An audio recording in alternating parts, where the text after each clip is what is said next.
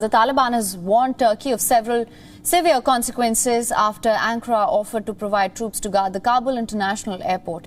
In a statement from Taliban, it said, and I'm quoting at this point, if Turkish officials fail to reconsider their decision and continue the occupation of our country, then the Taliban will take a stand against them. The terror group has said that the move will be in violation of its deal with the United States. As per the Doha Agreement, all foreign troops must leave Afghanistan. Turkey, which is a part of the Nato, has about 500 troops stationed in Afghanistan. The troops are a part of the group's non-combatant mission. Turkey offered to provide security to Hamid Karzai International Airport as the withdrawal of US troops nears completion in Afghanistan.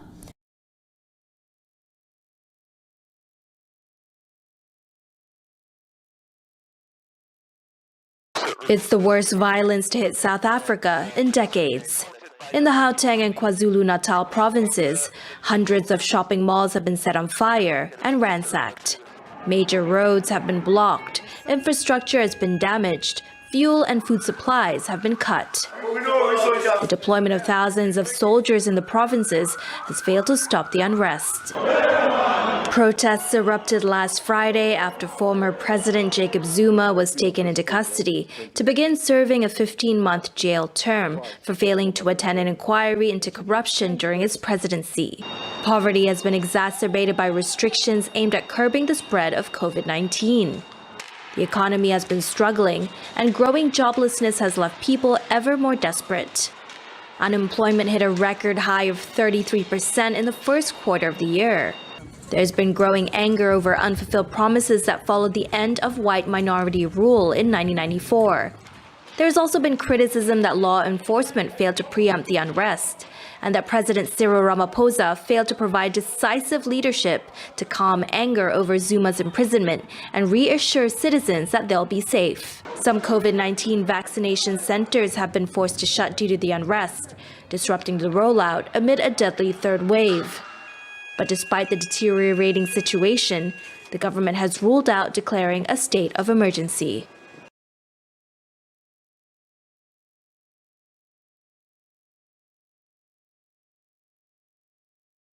An explosion has been reported at the Israeli regime's Ashdod reactor facility in the south of the occupied territories, with reports not providing details on the cause of the blast or the number of possible casualties.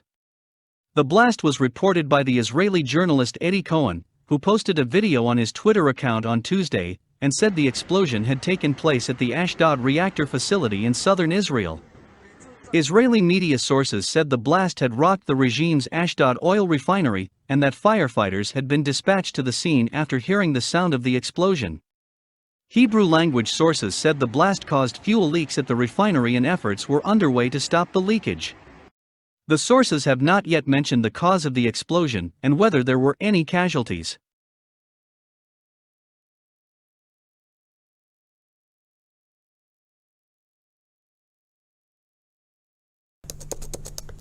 Websites by Russia-linked ransomware group REvil became unreachable on Tuesday, sparking widespread speculation that the group had been knocked offline. REvil has collected tens of millions of dollars in ransom payments in return for restoring computer systems it's hacked. In recent weeks, it claimed responsibility for a ransomware attack on U.S. IT firm Kaseya, affecting up to 1,500 businesses worldwide.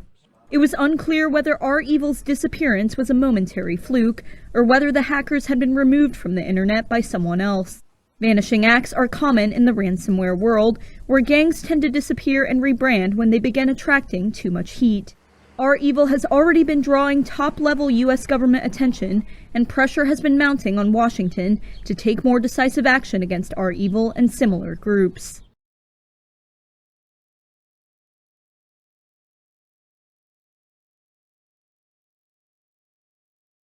Aung San Suu Kyi's reputation continues to go downhill.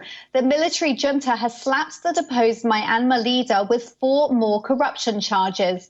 Details of the new charges have not yet been revealed, but this is in addition to the extensive charge sheet already filed against Suu Kyi. This could see the Nobel laureate jailed for more than a decade. She is now tied up in legal proceedings in 3 different cities. The 76-year-old leader is currently under house arrest and is already on trial for sedition, illegally importing walkie-talkies, and flouting coronavirus protocols under a disaster management law.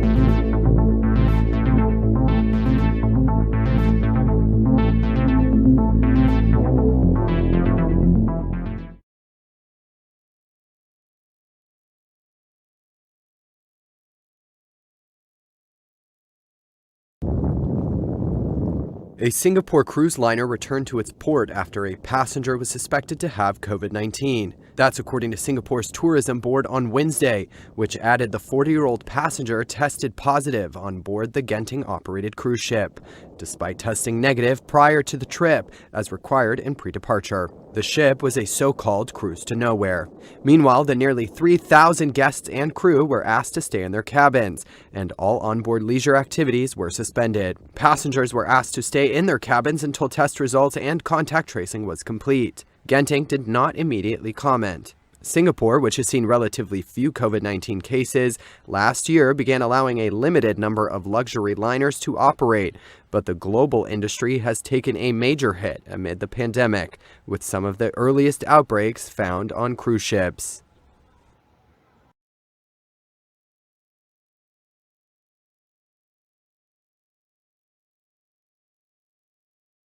A crane crashing to the ground in the heart of downtown Kelowna shortly after 11 a.m. on Monday. It sounded like a car had hit the building.